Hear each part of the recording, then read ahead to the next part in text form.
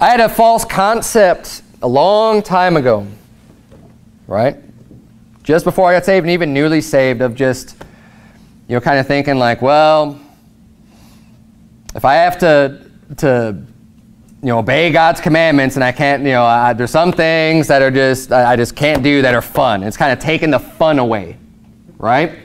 You know, the mindset they're talking about, someone who basically is just kind of giving themselves over unto fleshly lusts and desires. Like drinking, like doing drugs, like fornicating or whatever. Say, oh, well, I know God's got rules against all that stuff, so I guess I can't really have any fun anymore. But what a foolish thought that is. I was a fool to ever think any such things, because giving yourselves to that stuff is going to destroy you. All of those things. The reason why God gives you the commandments is not so that you can't have any fun.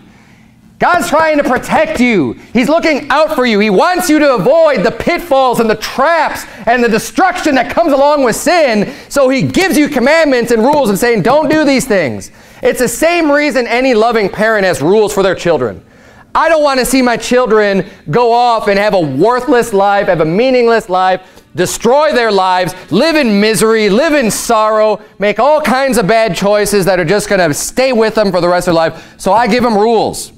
I don't want my children getting hurt. I don't want them getting hit by a car in the street, so I give them rules, right? All these different things you give rules for your children for, because you love them and you're trying to look out for them and protect them. God's the same way.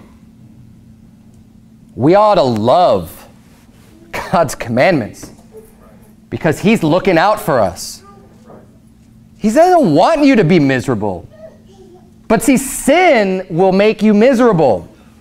You might have a pleasure for a season, for a short, but you know what? It's vain. It's going to go away. It's going to leave you empty.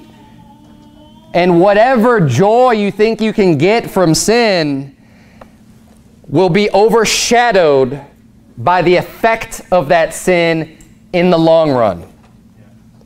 By the lack of joy and the misery that you'll get as a result of going down that path. It will come back in the end.